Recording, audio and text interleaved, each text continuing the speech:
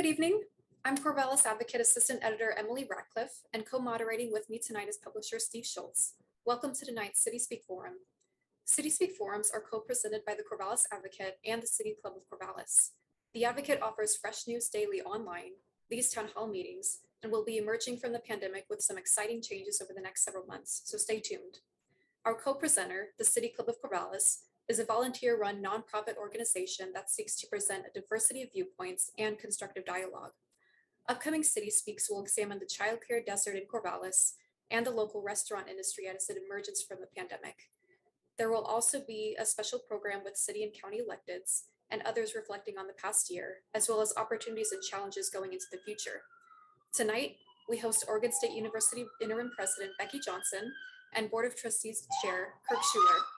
If you, as a viewer, have questions, we welcome you to comment on our Facebook posting of the live stream event or to email us at cityspeak@corvallisadvocate.com. Again, that's cityspeak@corvallisadvocate.com. Steve?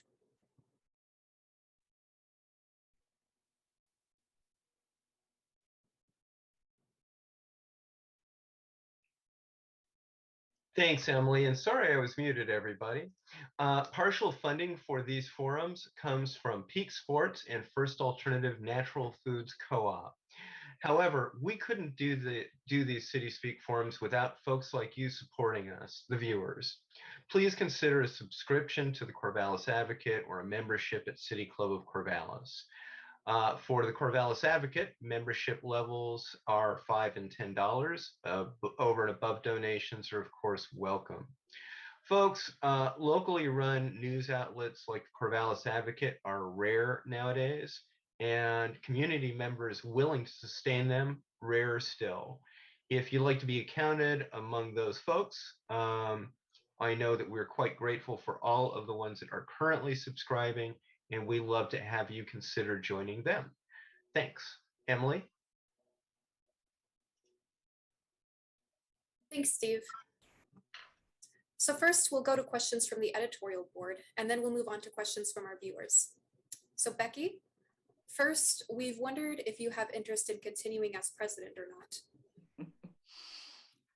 Well, Emily, thanks for that question. Thanks for having us tonight, and thanks for holding up local journalism. I'm a big believer in that, and think it's really important for our democracy and our society going forward. So I am not a candidate for the permanent position, as you can tell from my gray hair. I'm getting close to retirement here. I think I've talked to Steve about that a little bit, and I've had a long career at Oregon State University, and I think Oregon State is ready for somebody who can bring some new energy and move us to the next stage in terms of our growth and development. Thanks, Becky. Well, and then recognizing that you came in at a time of multiple crises, one being your predecessor leaving amidst a loss of confidence from the community, and second, of course, the impacts of a worldwide pandemic. What have you found first to be the most problematic or challenging? And second, what have you seen as some successes over the past year? Well, it was challenging to get through the presidential transition. There was obviously a lot of anxiety and concern on campus. And certainly, I've been here for 38 years. We've never had that at Oregon State. We're a very stable university, a very strong university.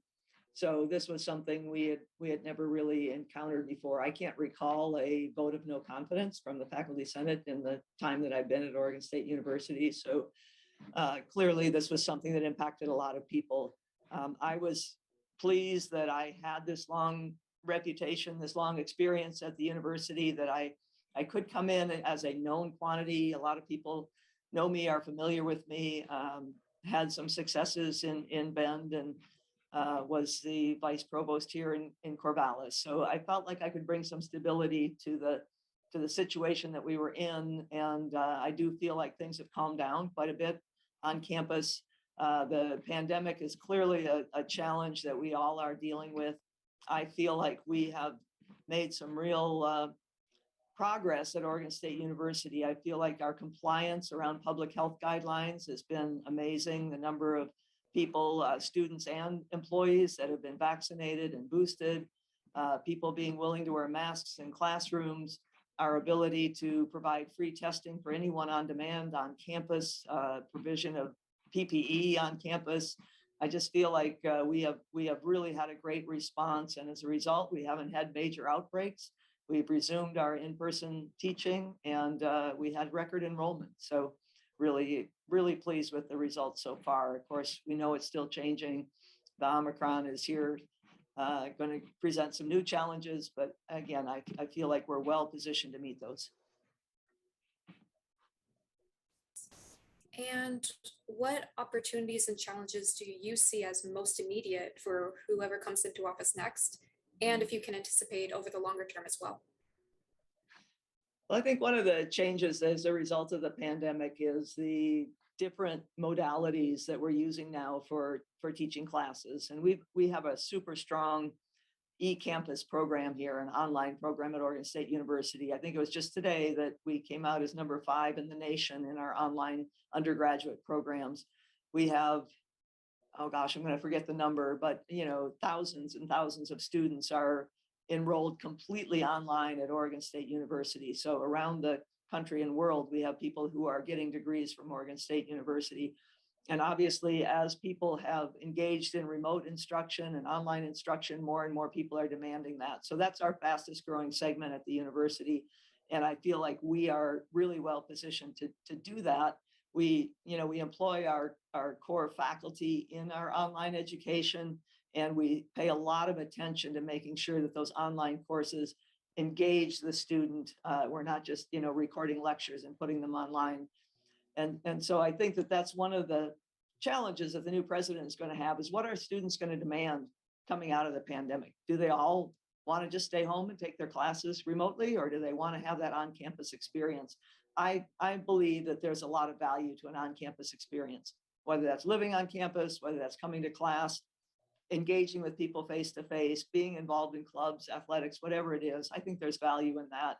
But, people vote with their feet. And so the new president's going to have to figure out how to respond to the different demands to different kinds of education. And the same thing with employees.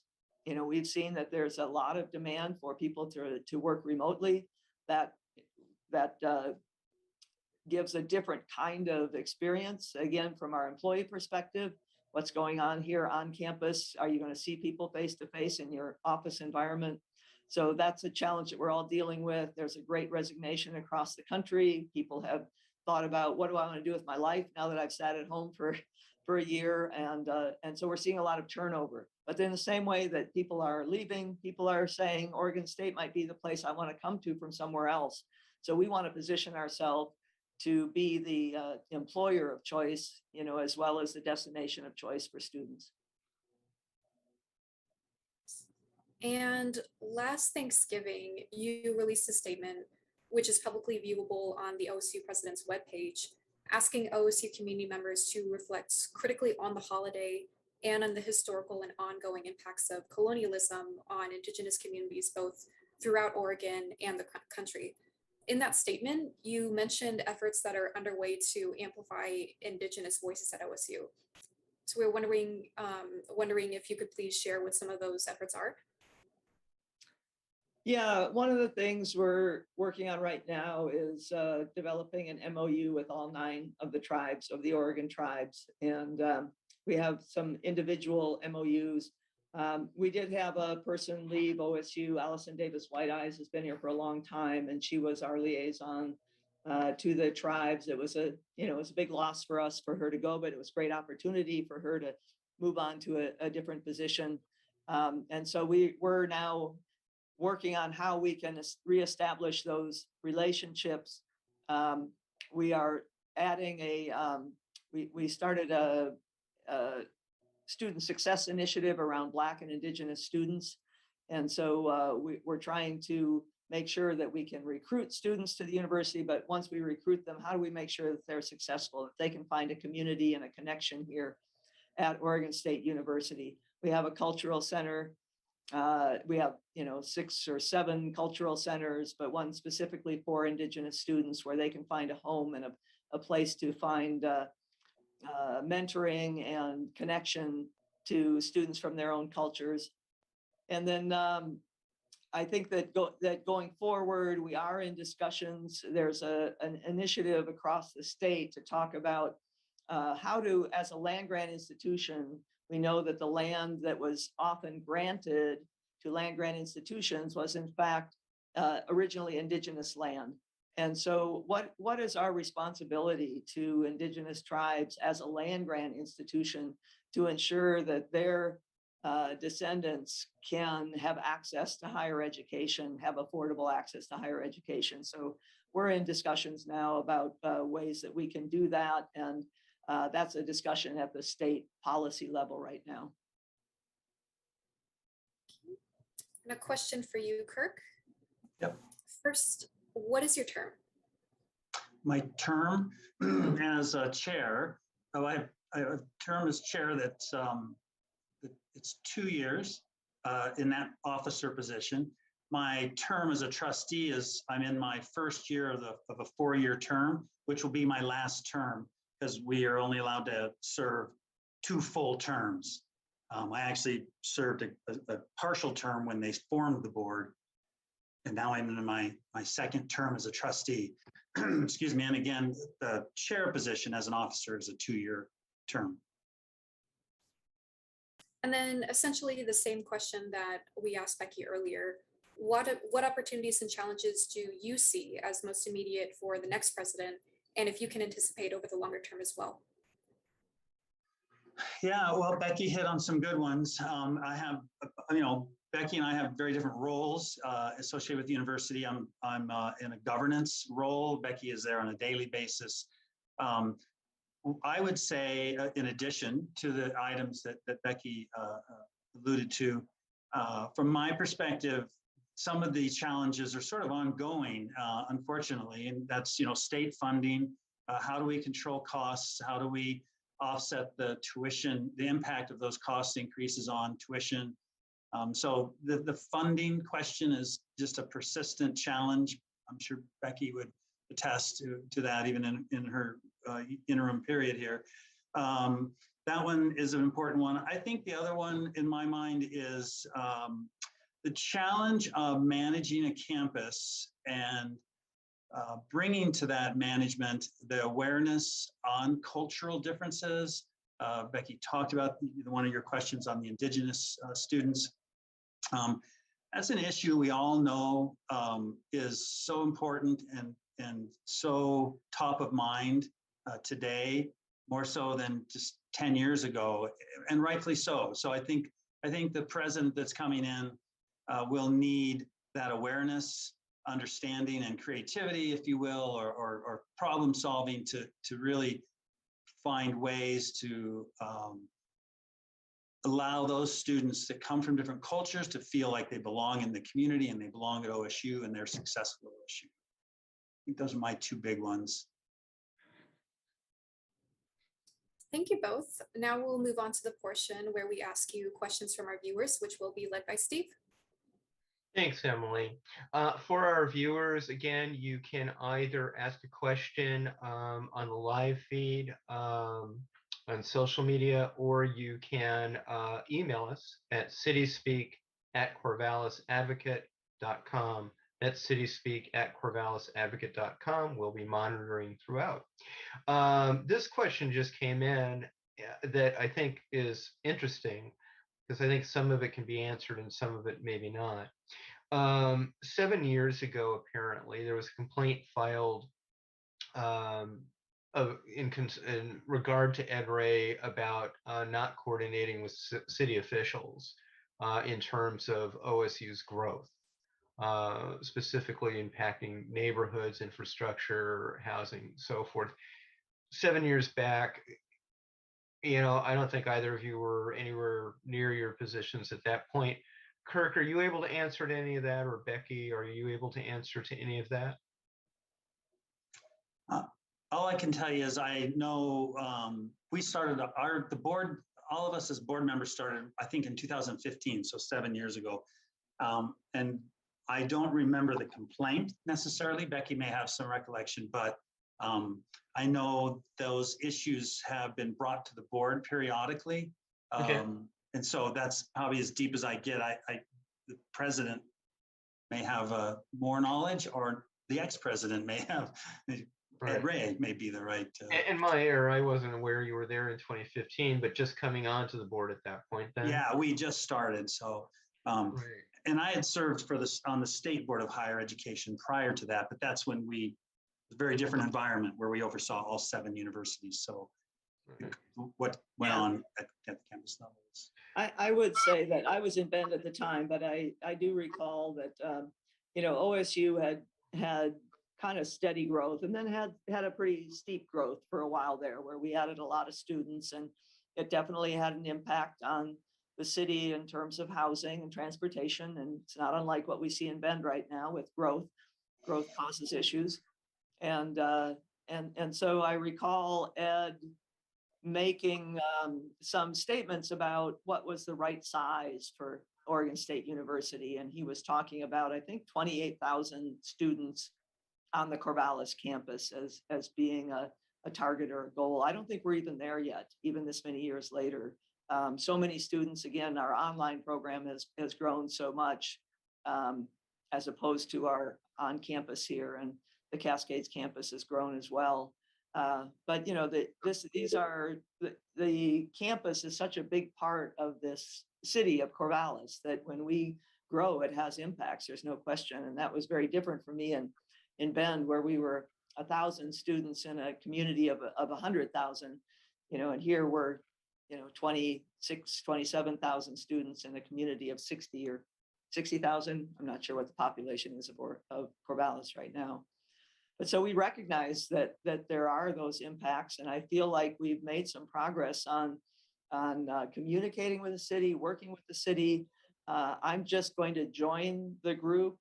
There's a group that is a standing committee that works between the university and the community. And I don't think the president has been on that committee before. And I said I thought the president should be on that committee going forward. So I haven't had a meeting yet, but I look forward to collaborating with the city on what those issues are.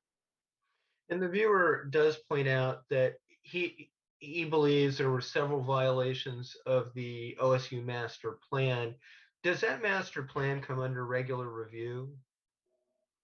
My understanding is that we don't have a master plan anymore at Oregon State University, but Kirk, do you know? I don't. It was always,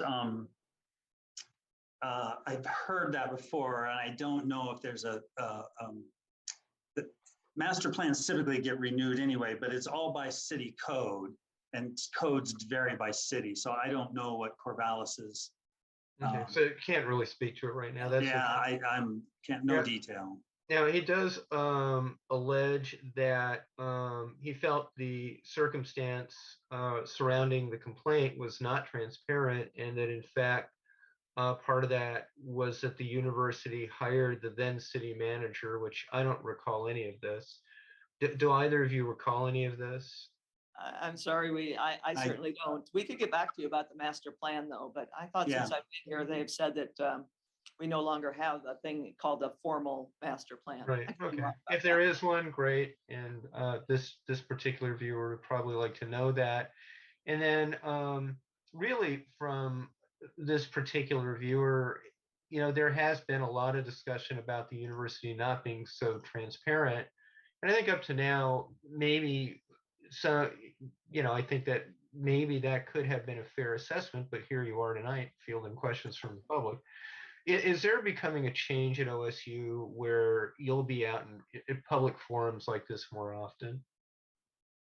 I can just speak for myself, and unfortunately, I'm not going to be around forever, but I think Kirk can attest that when I was in Bend, I was very present in the community, very proactive in going to City Club, for example, and engaging with City Club and engaging with our economic development organization there and my Rotary Club, and just trying to figure out where do I need to be so that people know what's going on at OSU Cascades and I know what's going on there, and we can work together. What are the next degrees that we need, and so on. So I certainly will make that a priority for me. And I think it's part of what I just said, that the size of the university compared to the city is really different here. And I hope that, I can help make this a priority for the next president, that, we need to be really linked. We need to be together on how we're going to, move forward on issues, whether it's transportation or public safety or all the things that we have in common. We can't be doing those things alone. Sure. I mean, a university is in some ways a community of its own, and then it's within the community, it's right. And then, Kurt, because you'll still be here, I would assume past Becky's term. From your standpoint, is one of the metrics that you'll look at in terms of the next president their willingness to participate in public forums like these, or Rotary, or League of Women Voters? I think they might have forums like these, Sustainability Coalition, so forth. I have a lot of organizations in the community. Is that going to be a metric that you look at the next candidate? Well, and as you know, we're in the beginning throes, or really deep into the beginning throes of our presidential search. And one of those steps is the input from the OSU community as to what characteristics we value and are going to be looking for. And I'm sure we'll get to the presidential search later possibly, but I'll just let you know that transparency and accountability, and really those things are being discussed and talked about and put down as, qualities that we value. But really that's leadership. It's really, so we are looking for somebody who possesses those leadership skills to be able to communicate, advocate, and be a representative of the university as a whole. And really that's one of the major roles of a president of a university this size, and as you point out, embedded in a community the size of Corvallis. So that connection is, in my opinion, is very important, and I believe it'll be important to other trustees. And so in your view, evaluating prospective candidates, this would be an issue to make sure they'll be out in forums and meeting the community. Yeah, I think, you get at what's, as we, you get into the interviewing type process, it's like what examples, what leadership examples as a candidate demonstrated, and as interviewers, we're going to be asking for those examples and how they handled those situations, and how comfortable they are in those situations, right? Because the more comfortable they are, the more apt they are to be out there.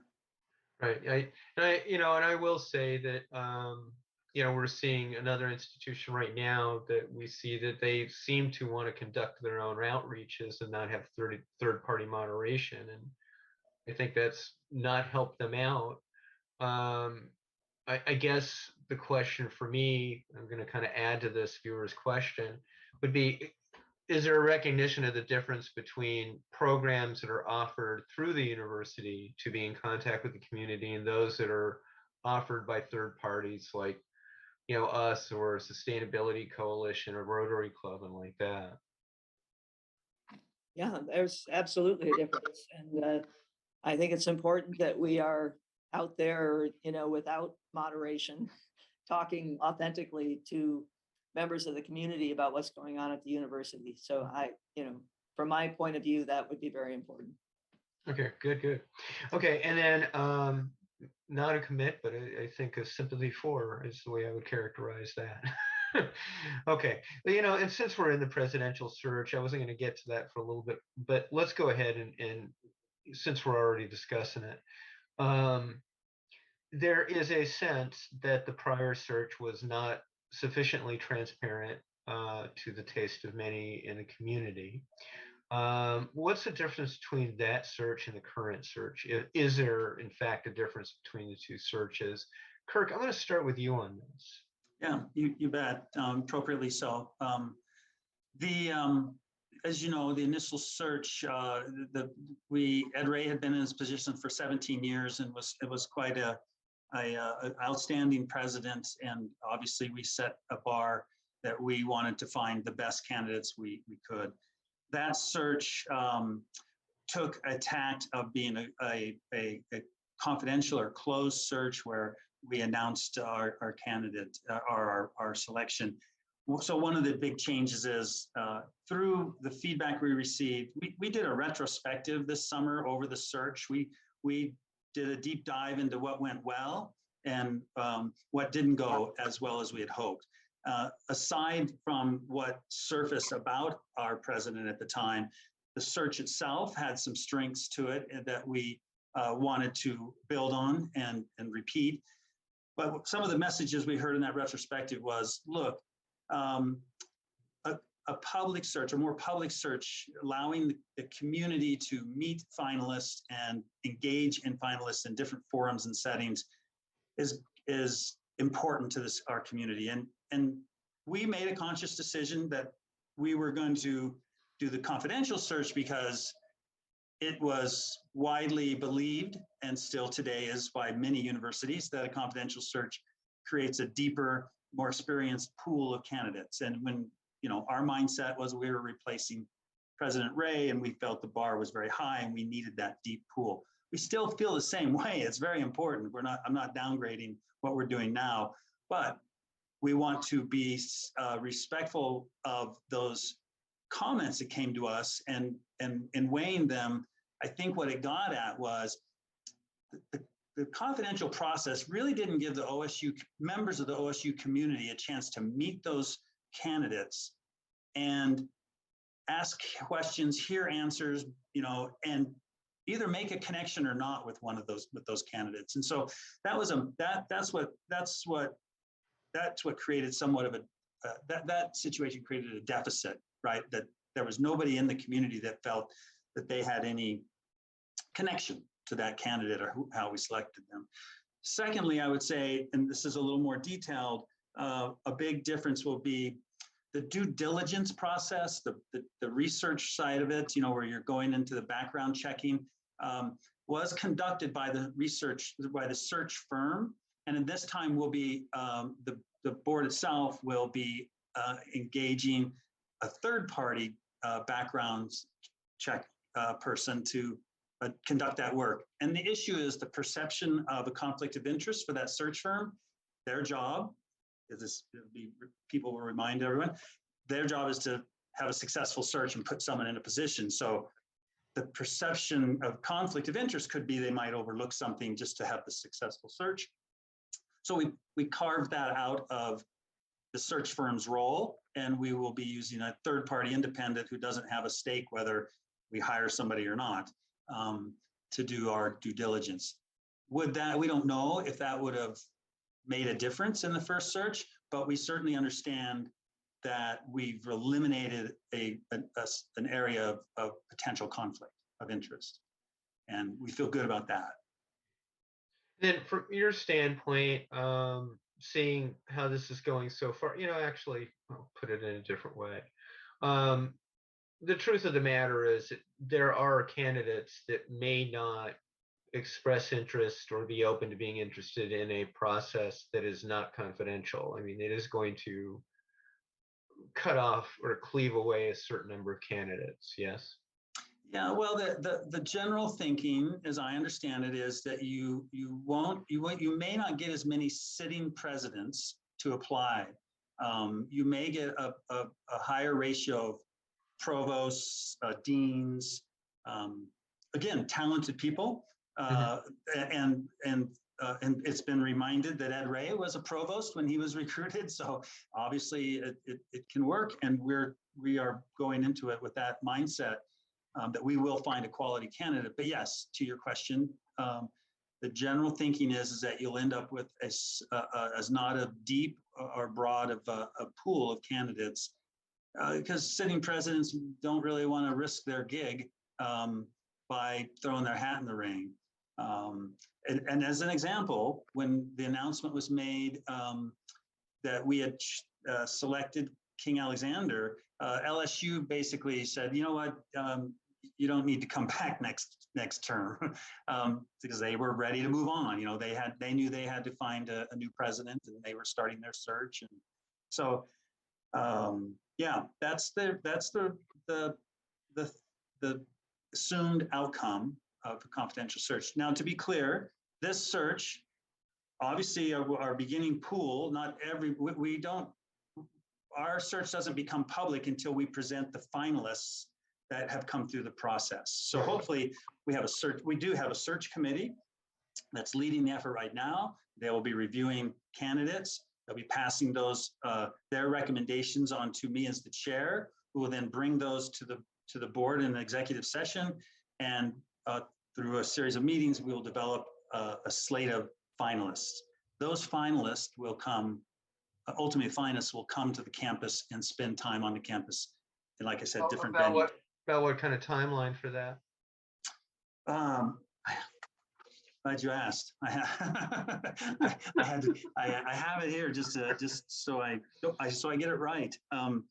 So right now we're at the very beginning. We're just finalizing our profile position, the position profile for the president, and that's what I referred to about the effort to identify what are those characteristics and what are those opportunities, what are those challenges, what things are we looking for, skill set are we looking for. So that'll be wrapped up later this week or early next week, and through February and March they'll start narrowing. They'll go out and start recruiting, and the firm we've hired, and they'll start to interview. The committee will, the search committee, and narrowing down that field, and that will really occur through February into early April. Where they will have the field nailed down to a candidate pool. And then by early May, the search advisory committee will be conducting their screening interviews with candidates, and they'll make that recommendation to the chair and then ultimately the board. I should cut to the chase. Our goal, of course, is that we hope to vote on after going through the on-site visits on campus with finalists, we hope to wrap this up by the end of May. So with the idea that the new president would be on board by the July 1 fiscal year.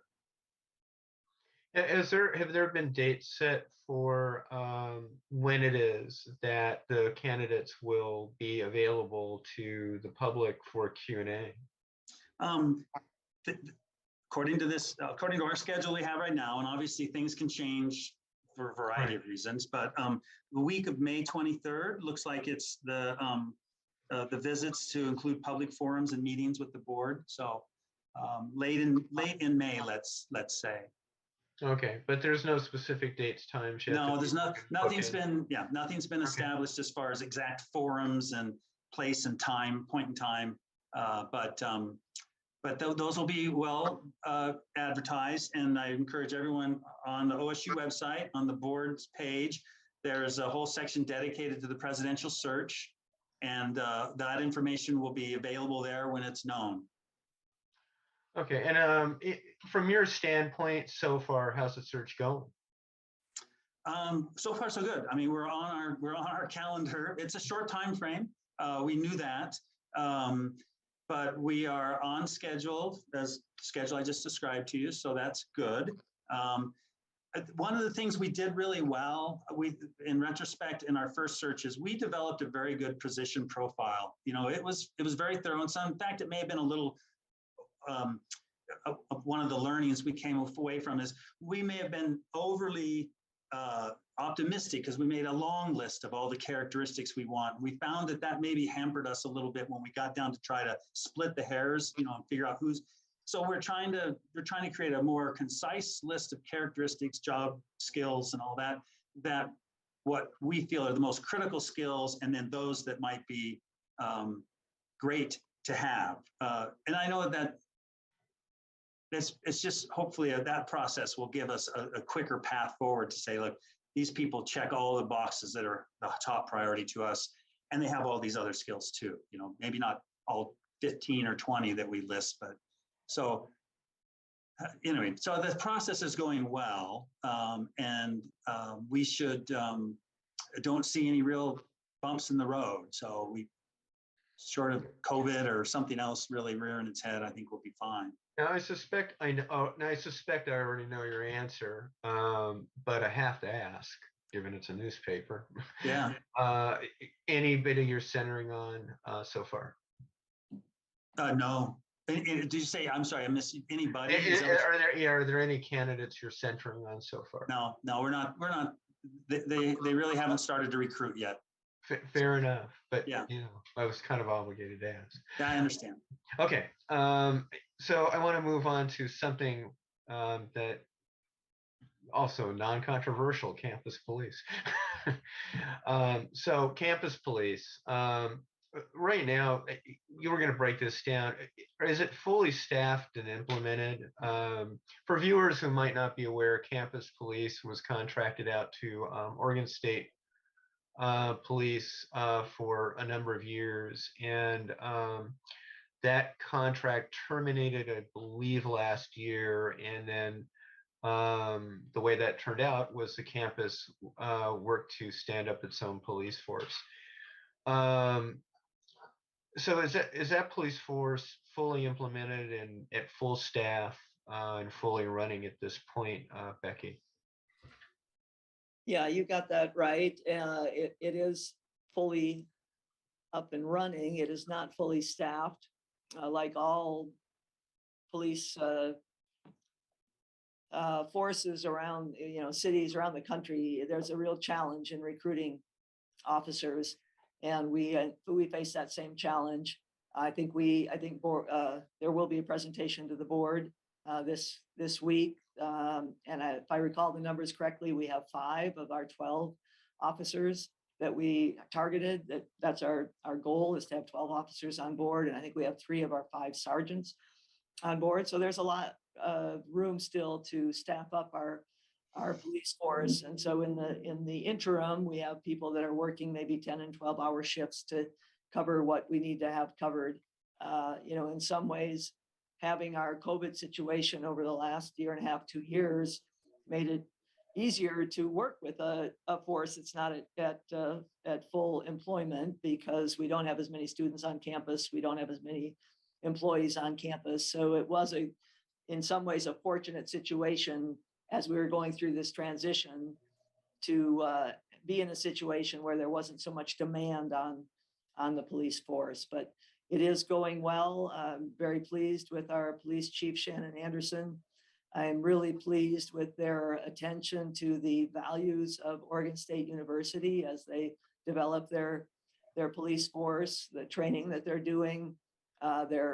They're really out in our campus community trying to get connected with students and employees. And I think we're on the right track. And then another viewer wants to know, do they carry firearms? The police force carries firearms. Our public safety employees do not. So we've always had a campus public safety unit on campus. Even when the state police were here, we had our own public safety. And those people do not carry firearms and would not respond in the same way to an incident where having an armed officer would be required. Okay, and then the 12 that you're envisioning, they would carry firearms. Yes. Okay, and then what's your hope for the department? I guess, do you expect something different than when OSP were the contractors? Yeah, absolutely, we do. The Oregon State Police, their values, their approach, I guess I would say, to policing is likely to be different than a university. And in what ways? Their training would be different, and we have more of a philosophy around community policing, where we want to have a lot of partnerships with our community, with our city. We want to make sure that when we respond to an incident, if it's a crisis situation, we want to know, is that a mental health crisis? Maybe the first responder to a crisis like that is not an armed police officer. We have a thing that we're calling OSU Assist here at Oregon State University. We're just standing that up, but it will be a response to different crises where we are cognizant of the situation and we are not always having the same response with an armed officer. And sometimes it might be an armed officer with a mental health professional to make sure that mental health professional, as they go into that situation, is going to be safe. And then once that's established, the armed officer can go into the background, and the mental health professional can provide a more appropriate response to that. So, it really is a matter of partnering with all of the resources that we have at the university and that we have in the community of Corvallis to make sure that responses are appropriate for the crisis that's being responded to. So I guess just to be clear, OSP was not doing this. The incident that probably was the turning point in our relationship with Oregon State Police was, an incident where a young woman was, I think, pulled off of a bicycle and treated, more like a criminal. Genesis Hansen, right? Yeah, and that's not the response we would want.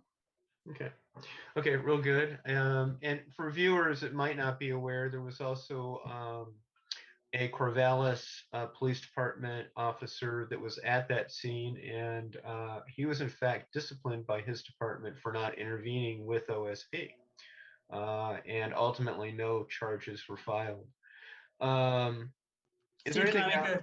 can I make a quick point? Just Sure, the trustees really, there was a tough situation because OSP was leaving, but trustees and administration really felt there was an opportunity here. And that opportunity was you get to stand up a police force from scratch, and you get to train them and hire toward a certain philosophy from scratch.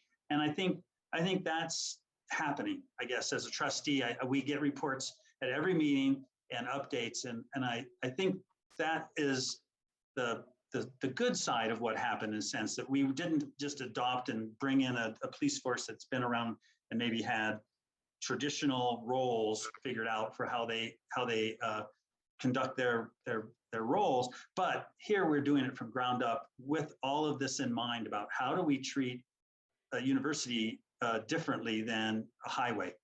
So I think there's an opportunity there, and they're working very hard to make that beneficial to the university. Excellent. And then, I guess just as a point of fact, any guesses on when you'll be fully staffed? That's a really good question. And I know that Shannon is being very deliberate in her recruitment, wanting to make sure, as Kirk said, that we have the right fit. We don't want someone that is, leaving another force for a reason that they're escaping and they're coming to us. We want to make sure these are people that really want to be in a university setting.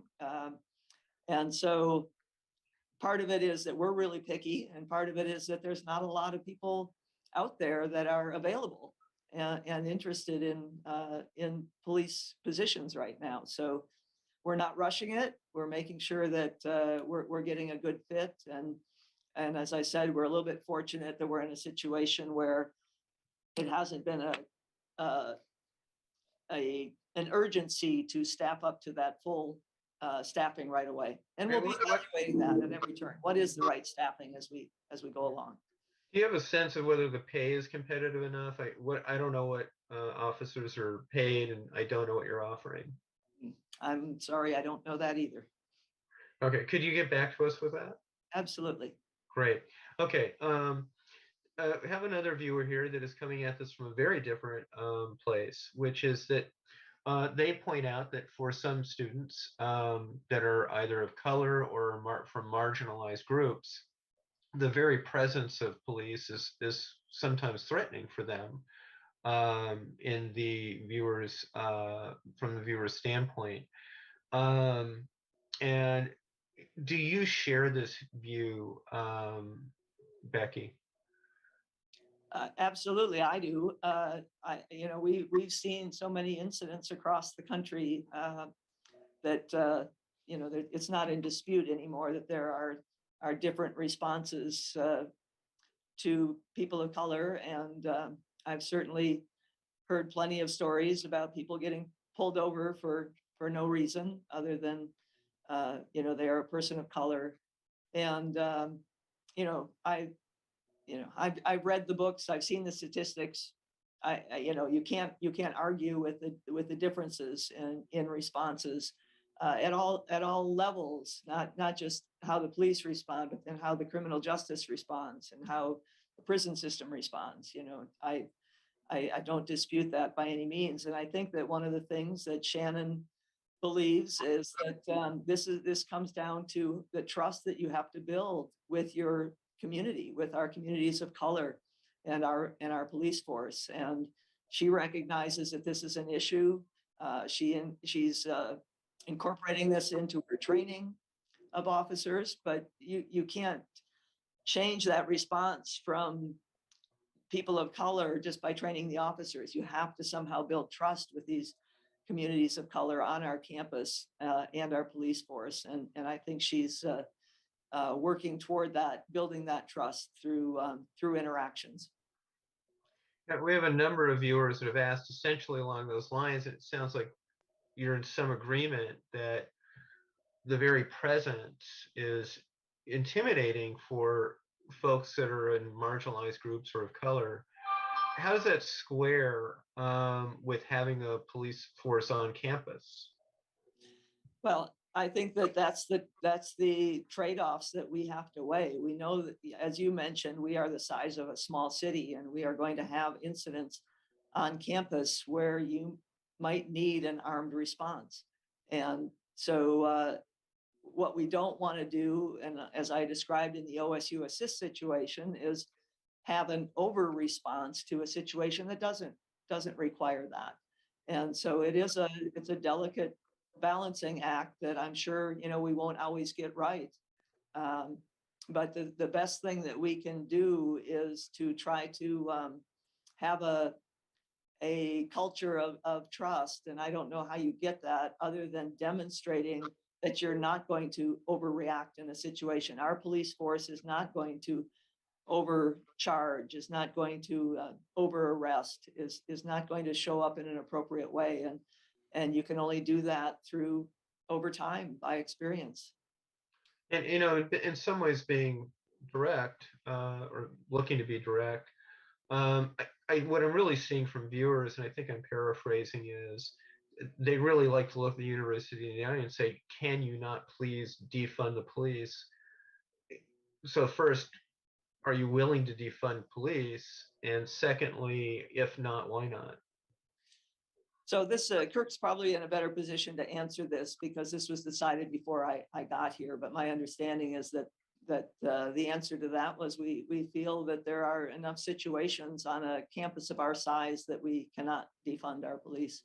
Kirk, do you want to weigh in? I can try to add to that from the perspective of the trustees. We had a police force through the OSP that was on campus, and they were there, obviously armed, and they were there to protect the campus and the people on that campus from situations that might arise that, as Becky pointed out, may need an officer to take actions that involve either a gun or just restraining somebody or something like that. So we as trustees, our responsibility is to everybody on that campus, from faculty and administration and students, alumni who visit, so it's a broad set of responsibilities. And we felt that it was required of us to provide a safe and a safe environment for all of those members of that community.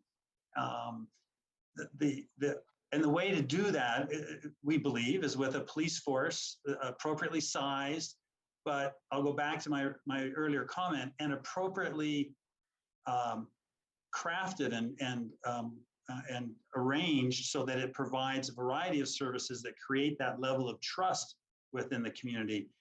I'm in 100% agreement with Becky that there's no reason a police force shouldn't be able to operate amongst different cultures and different skin colors, but they have to demonstrate that they have a trust with all those, with everybody on that campus. And if they can't function that way, then we'd be failing. But if we are able to function that way, then we can provide safety to everybody on the campus. And that's our approach. Again, it's 20-some thousand students, but there's also thousands of admin and thousands of faculty and other visitors on that campus at any time.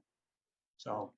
Okay, and then let me dial back to the search committee, presidential search committee. Are either of you aware, just quickly, this came in, you might not be aware, Do you know what the composition of that committee is? I couldn't give you a list of names, but I know it's a cross section of our OSU community. It has faculty, administration, community members. I think there's students on it. Becky, you might know. I think there's a couple students on it. It is very much intended to be a cross section of the OSU community.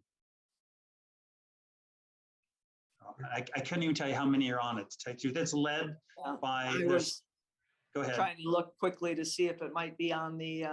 Oh, it might be on the website. It's not on the website now. I'm sure it will be. But yes, there are community members, alumni, students, faculty. It's very difficult to have a manageable size and cover everybody who would like to have input. And to that, I would like to say there will be lots and lots of opportunity for people to have input, even if you're not on the search committee. So anybody can nominate someone right now.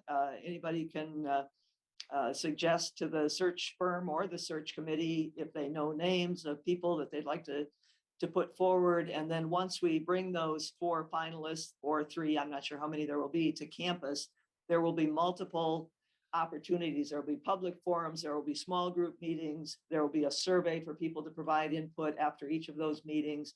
And so lots of opportunity for people to weigh in on those candidates, even if you're not on the search committee.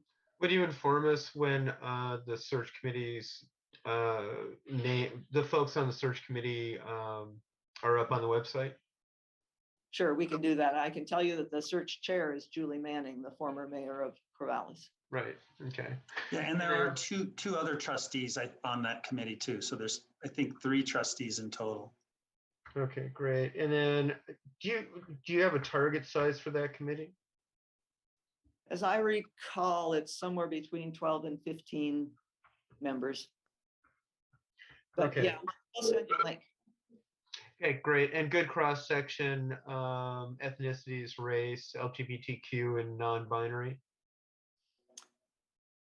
Definitely race and ethnicity. I'd have to think Scott Dino is our search advocate, which are trained people to serve on search committees. And Scott is a member of the LGBTQ plus community, as well as a person of color. We have other people of color on the search committee. Okay. Kurt, do you have anything to add? Just that I do believe that the members are on the search website and bios are with accompany that list. Okay, great. And then that list will be published soon, and you'll let us know when. Yeah, I think it's up on the website. Flash news, but a text I just got said it's on the website. So oh, great. And could anybody send us the link? Yeah, that's easy. That's easy. We'll get that to you. And we'll get it to that particular viewer. Okay, great. Thanks so much for that. Okay, and then we've got this viewer that has asked a question that I didn't really anticipate.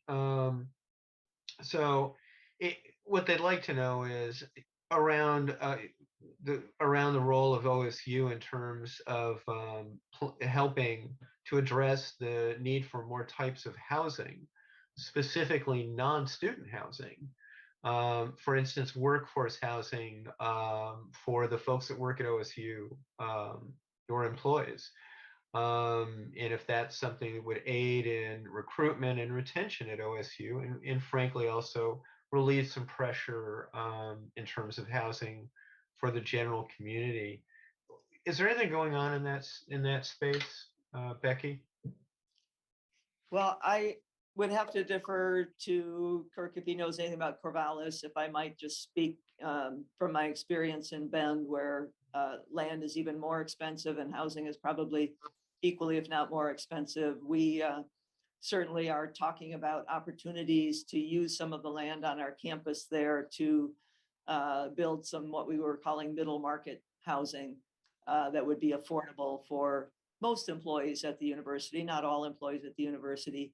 And the challenge is always what kind of housing should that be? Is there an ownership opportunity where people can build some kind of equity? You're not going to own the land. It's university land, right? So you might have some kind of a land lease, and different universities have done the different ways. And so though we haven't moved forward, it's in our master plan in Bend, but we have not built any of that housing yet.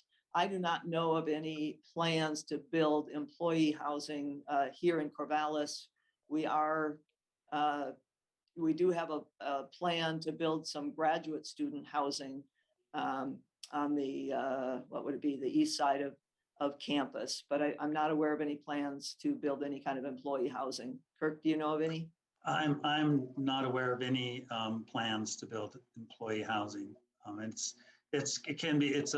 Universities, some universities have deployed some different strategies. I think there's a lot of learning that could be gained from looking at other campuses. Okay, and then let's go ahead and move on.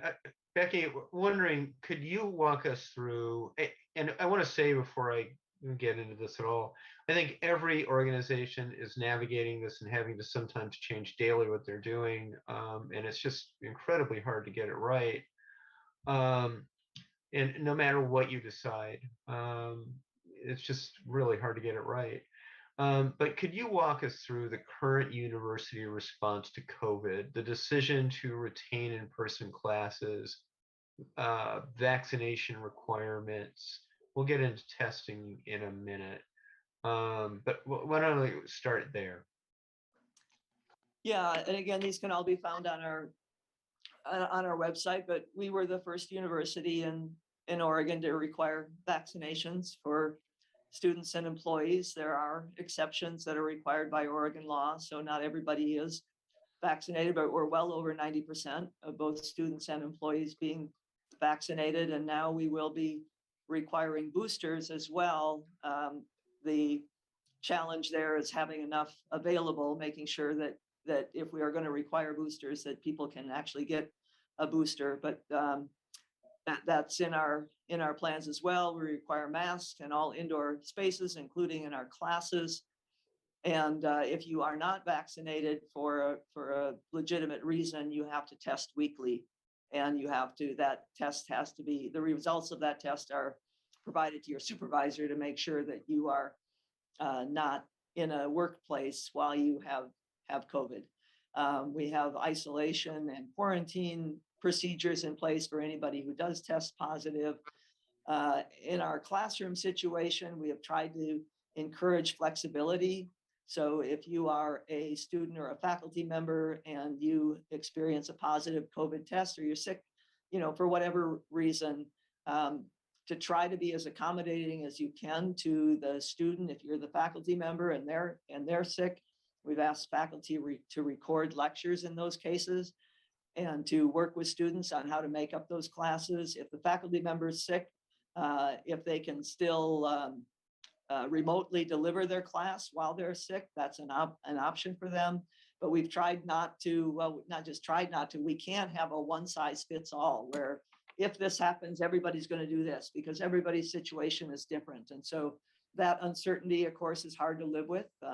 People would always like to have more uncertainty, but the way of life right now is uncertainty around COVID.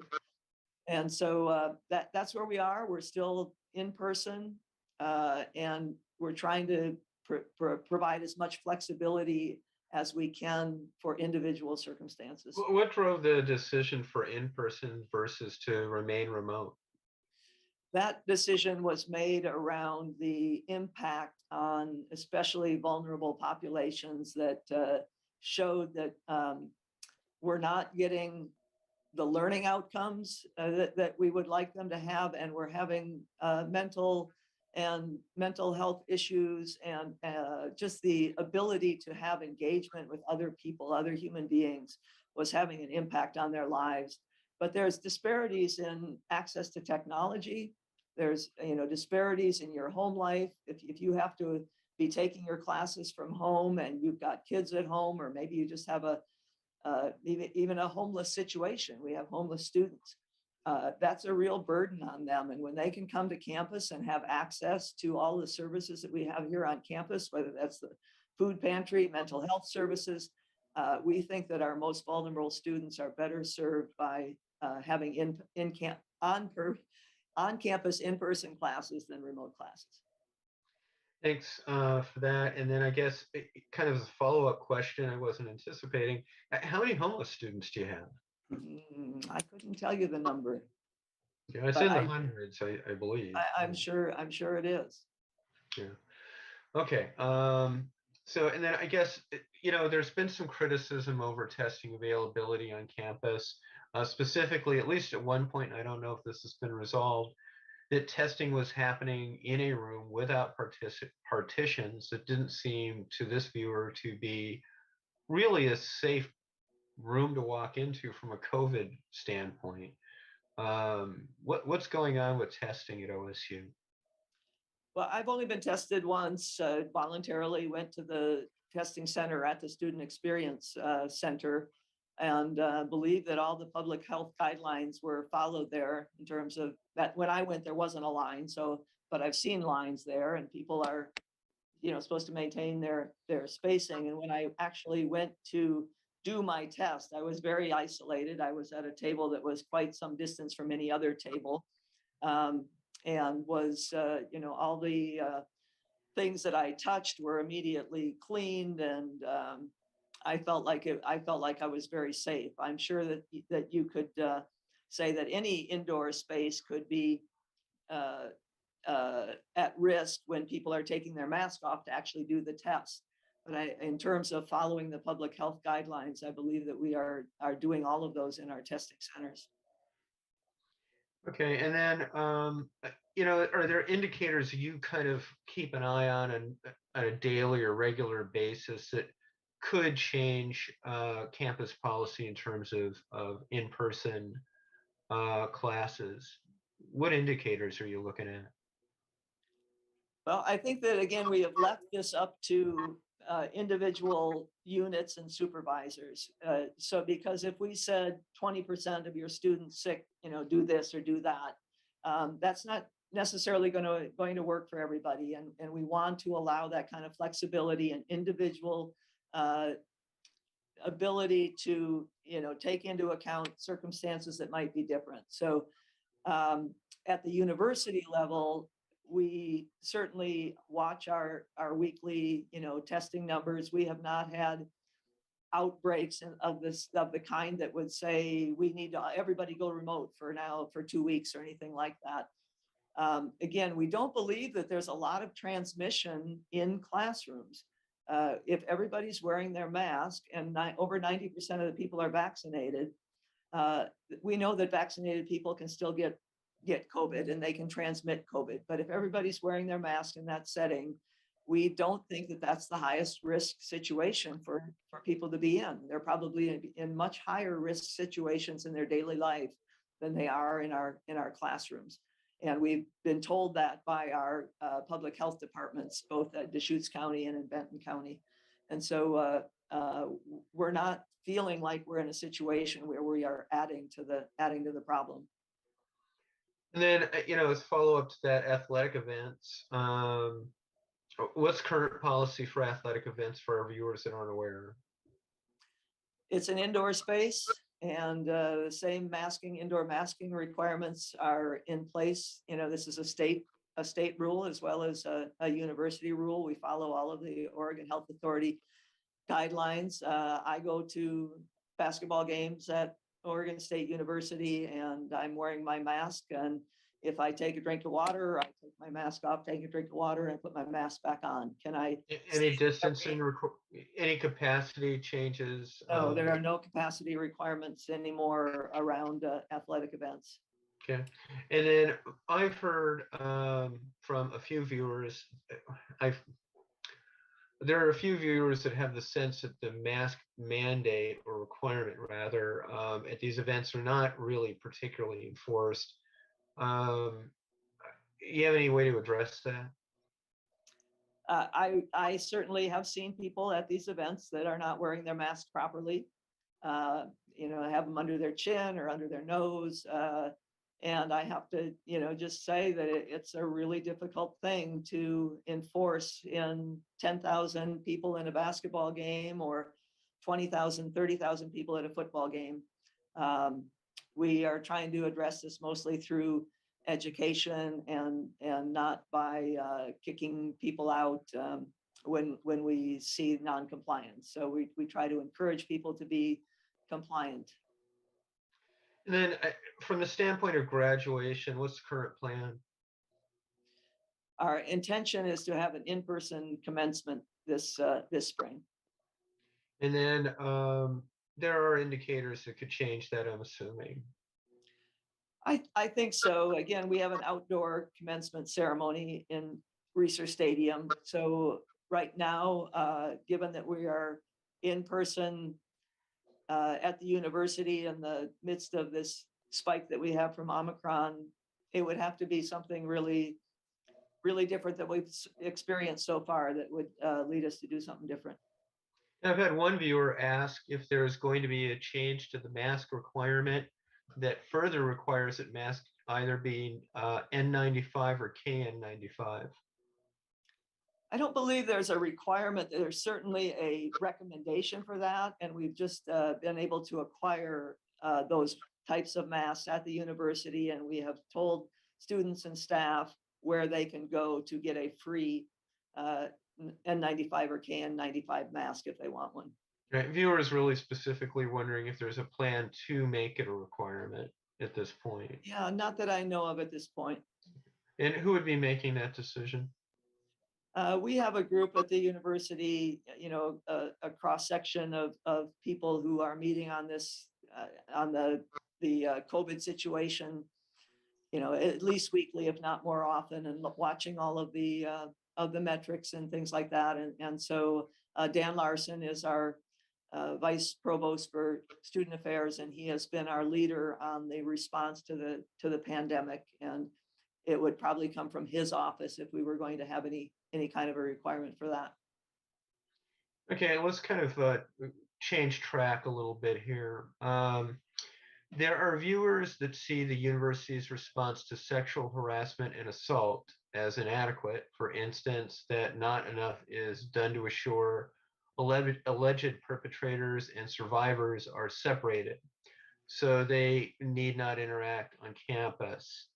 What do you believe the university's responsibility here is, and what do you think can be improved? I'm going to start with Kirk on this one. Well, I'll start at the higher level, if you will, and Becky can probably fill in some details. You know, I'll let you know that I'm confident to be able to say that trustee, this is a very important issue to trustees. We talk about it a great deal, but most importantly, we've followed what the administration and the approach that they're taking, which is to provide the support and the education and prevention and awareness efforts through different channels. And so the idea is to have those that are experts in the field of those different areas providing the services and not having it just in one big clearinghouse. So we're aware of the efforts and the increased efforts over the last couple of years, certainly. But it's not like we just started. These efforts have been going for quite a long time. So that's sort of the big picture from a trustee standpoint. Trustees are very aware and knowledgeable that and have stressed the idea that this is very important to all of the administration, and not that we had to convince them, but we're all on the same page of what we're trying to accomplish there. Maybe Becky can talk about some details. Yeah, Becky, it's just specifics, keeping alleged perpetrator and survivor separated. You know, what is the university's responsibility here, and what do you think can be improved? My understanding is that is exactly what we attempt to do, especially you know, in all cases, but especially in the student situation. And the Title IX office does report to me, and what I have been told is that in cases where there is a finding, and even if before there's a finding, you know, if there's an issue that's been reported, that there is an attempt to make sure that these parties are separated. And again, it would be, I think, through the Office of Student Affairs that does the implementation of that, making sure that these people are not in contact anymore. I don't know the details of, if two people are in a class, it's only offered once a term. And each student needs that class to graduate. I'm not sure. I couldn't tell you what the details are and how they handle situations like that. And so maybe now with our remote capabilities that we didn't always have before, maybe there are more ways to ensure than there were in the past. Any sense of why this is such a there's just a continuing sense of frustration over the way the university handles reports of sexual assault and harassment. Is there a sense of what's driving that? I'll start with Becky. Yeah, I don't think it's unique to us. This is a issue that, I mean, I personally care deeply about sexual assault and interpersonal violence, and if we could prevent this, obviously that would be the best situation for everyone. And we're in a situation where we don't prevent it. It happens on campuses, it happens in society. And our goal is to try to work on prevention efforts, to the maximum extent possible to make a dent in this, but also to make sure that we have the right resources available for survivors. And there was a lot of controversy that was spurred, I think, by the last presidential transition and the issues that were surfaced at Louisiana State University that heightened the awareness for people here. But it's been heightened across the country. You can probably name 10 universities or maybe 20 where this has been a recent issue. And unfortunately, I think this is a societal problem that we need to face about how are we going to prevent sexual and interpersonal violence and reduce that and have the appropriate care for the survivors. We are adding staff. We're adding survivor advocacy staff. We're adding prevention. We are responding to what we've been hearing over the last year with additional investments and additional reorganization of how we do this to try to make sure that we have a trauma-informed campus and a culture of care for survivors. Kirk, do you have anything to add? No, Becky's stated it very well from our perspective.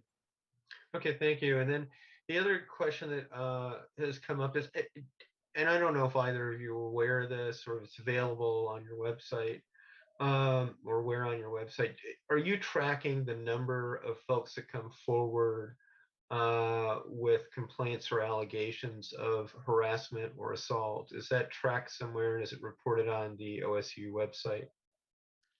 I believe that our equal EOA,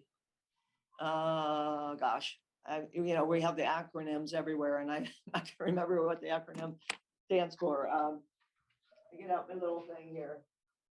Equal Opportunity and Access puts out an annual report and they also have it on the website, and it would tell you, it would give you, I think, 3 years of reports that come into that office. Okay, great. And is there a quick way to send the link to us sometime in the next couple of days? Okay, great. Okay, good.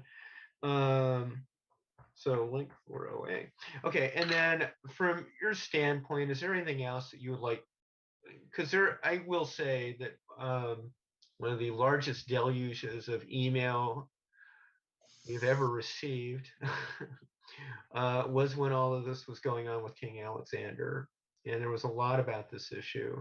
Is there anything else you would like the community at large or the Oregon State University community to know about this particular issue, sexual harassment, sexual violence, interpersonal violence, in terms of the OSU's position and plans? Yeah, we'll be making a presentation to the board again this week And you'll hear from a number of people that are actually providing these services. And it is a period of transition and investment. And I hope people know that we are listening, and we are trying to address this with increased resources, increased investment.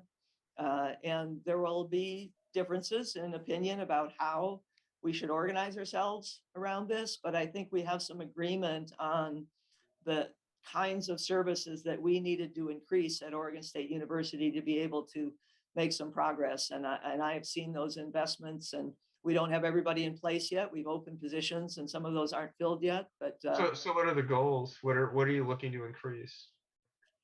we are increasing our survivor advocates. We are increasing some of our prevention efforts. We are creating more of an umbrella organization so that people know where. One of the things that we identified as we assessed this over the last year or so was that not everybody was talking to each other. So we had a lot of services that were available, but they weren't always aligned. So we're working on alignment of those services. But the goal would be that any student or employee who experiences interpersonal violence or sexual misconduct could report that to multiple places at the university and immediately be directed to the resources that they need. Okay, and then I want to go ahead and allow us to move on. This one has been asked by, I can't even count the number of viewers. Will the pharmacy be reopened? Will what? The pharmacy. Hmm. So there was Alright, at one time an a pharmacy at Oregon State University's campus. Apparently, there's not anymore. Hmm. I was not aware of this, but I was not aware that we ever had a pharmacy. But I can get back to you on that too. I was not aware that we had a pharmacy at Oregon State. right, yeah, it's a number of viewers would like to see that reopen. Kirk, sounds like you have something to add. No, I hadn't heard of it either. So it was, that's interesting that you've had a number of inquiries. So there Right. was something there. There was Was it- something there. Was it part of student health, maybe? Student health services had a pharmacy? I got to be honest with you. I have no idea. Okay. But yeah, it would be interesting if you could look into it. And with the number of questions I've got here, it's going to take you a couple days to respond to us. I want you to know that I completely understand this. Likewise, as you know, in terms of increasing help in terms of mental health resources for students, will funds be shifted? Well, first is, what are the plans to increase mental health resources for students? Well, we already have, and it appears that it's kind of like we can't keep up. And again, I don't know if this is COVID or it's other things that are going on in people's lives, but there's no question that students sometimes have to wait longer than they would like to or should to access our mental health services. But we have invested, and we've invested in some counselors who are particularly trained to counsel with communities of color, because that was one of the things that students were saying that we didn't have enough of. So we've invested in those. We do always have triage, that if a student is in crisis, there is help available for that student. And when that's not the situation, there can be a longer wait time, I'm sure, than students would like to have in terms of access to a counselor. Okay, and are there blockages to increasing these services? Well, I think it's usually just funding, right? It's how much money do we have available to hire new people, and where will we take money away from? It's not like we're sitting on a lot of money that is could just be deployed anywhere. So there are always trade-offs there. So that's another thing. We can try to get more information for you about plans for future staffing. But what I've heard is that every time we add counselors, we just keep getting more and more demand for them. And then the other part of that, and you probably know where this is headed, given the answer, there are a number of students that believe that there should be dollars shifted from policing to these other sorts of mental health services. How would you speak to that? I think all of our budget issues are difficult trade-offs like that, and these are judgments that have to be made at the university level. And I can say that we listen. I think we have a very strong shared governance system at Oregon State University. Our student government sits on our cabinet. Our faculty senate sits on our cabinet. We listen to the different demands on our resources, and at the end of the day, we have to make really hard choices. President Becky Johnson and Chair Kirk Schueler, we have gotten to the end of most of the questions. I think a lot of these are now repeat questions. So I am going to say thank you. We'll talk in a few minutes after the all clear. Thank you for taking time to appear at Cityspeak. And Emily. Thank you, Steve. Also, a big thanks to our Corvallis Advocate staff and all the work that they do behind the scenes that make Cityspeaks like these possible. Please check our website for updates on upcoming Cityspeaks or archives of past Cityspeaks. And again, thank you to Peak Sports and for First Alternative Natural Foods Co-op for helping to make this series possible. The Cityspeak